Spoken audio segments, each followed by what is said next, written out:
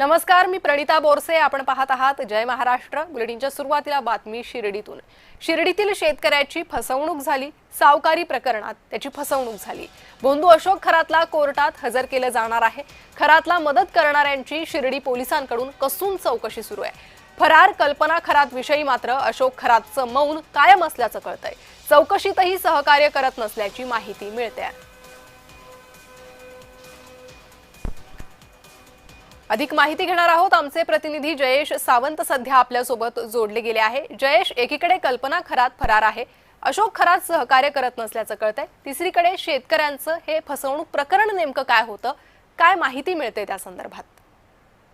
नक्कीच आपण जर बघितलं तर शिर्डीतील बहुचर्चित असा जमीन खरेदी आणि शेतकरी फसवणूक प्रकरणी जो अशोक खरात विरोधात जो गुन्हा दाखल झाला होता त्या संदर्भातील तपासाकरता शिर्डी पोलिसांनी जे आहे एसआयटी कडून खराताचा ताबा मिळवला. आज खरातला जी 5 दिवसांची पोलीस कोठडी दिली होती त्याची आज संपणार आहे. त्याला न्यायालयात हजर करत असताना या तपासादरम्यान धक्कादायक जी माहिती समोर आलेली आहे, ज्यामध्ये बोंधू अशोक खरातचा पूर्वश्रमीचा सीए जो ललित पोकळे आणि त्याच्या भावानी जे आहे ते या संपूर्ण जमीन खरेदी व्यवहाराचे जे आहेत पैसे जे आहेत ते दिल्याचं समोर आलेलं आहे. गोंदकर यांच्या जमिनी खरेदीतून पोकळे बंधूंनी दिलेले हे पैसे शिर्डी पोलिसांच्या तपासात निष्पन्न झालेले आहेत. जवळपास 5.25 कोटी रुपयांचा व्यवहारात हा खरातने फसवणूक केल्याचा याचा आरोप होतो आहे.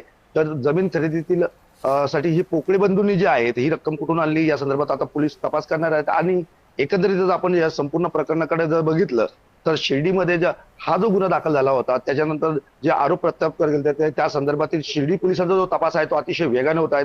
मात्र आता 5 दिवसांची जी पोलीस कोठडी आहे खराची याची आज संपणार आहे. आता न्यायालयात त्याला काही वेळातच या ठिकाणी हजर करण्यात येणार आहेत. नेमकी न्यायालय आता खरात याला वाढीव पोलीस कोठडी देते का पुन्हा नाशिक एसआयटी कडे त्याला वर्ग करतं हे बघणं महत्वाचं ठरणार आहे. अगदी जयेश, धन्यवाद या सविस्तर माहितीसाठी.